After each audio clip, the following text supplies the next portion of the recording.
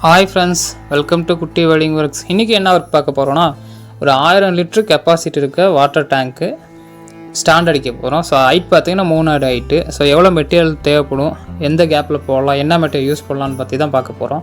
So இன்றைக்கி பார்த்திங்கன்னா நம்ம யூஸ் பண்ணுற மெட்டீரியல் பார்த்திங்கன்னா 3 குன் பைப் தான் யூஸ் பண்ணுறோம்.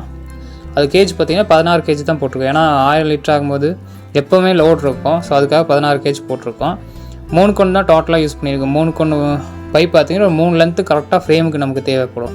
ப்ளஸ் காலுக்கு பார்த்திங்கன்னா காலுக்கு இப்போ ஒரு 6 அடி ஹைட்டு வைக்கிறதானா காலுக்கு ஒரு 2 லென்த்து, பின்ன எக்ஸ்ட்ரா பார் அடிக்கிறதுக்கு ஒரு 2 லென்த்து தேவைப்படும்.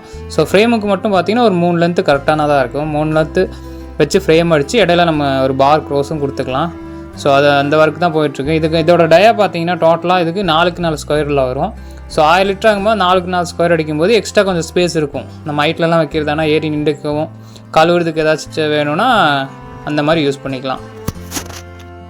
நம்ம இதோட கேப் பார்த்தோன்னா ஒரு 2 இன்ச்சு கேப்பில் வச்சுருக்கோம். ஸோ நார்மலாக ஃப்ரேமோட பாக்ஸ் வந்து பைப்பை செங்குத்தாக திருப்பி வச்சு தான் அடிப்போம். ஸோ அந்த உள்ளடிக்கிற ஃப்ரேமுக்கு என்ன பண்ண ஃப்ரேம் அப்படி அடிச்சுட்டு உள்ளடிக்கிற பார் பைஸெல்லாம் என்ன பண்ணுறோன்னா ஃப்ளாட்டாக தான் கொடுக்குறோம். ஸோ ஃப்ளாட்டாக கொடுக்கும்போது நமக்கு இன்னும் கொஞ்சம் பைப்பும் கம்மியாகும், அதே மாதிரி ஏரியாவும் அதிகமாக கிடைக்கிற மாதிரி இருக்கும். பின்ன ஃப்ளாட்டாக கொடுத்தாலும் கீழே என்ன பண்ணுறோம் 2 எக்ஸ்ட்ரா பாரும் அடிக்குது. ஸோ இது மேலே எவ்வளோ லோடு வந்தாலும் தாங்கிக்கும். ஸோ அதுக்காக தான் அப்படி அடிச்சிட்ருக்கோம்.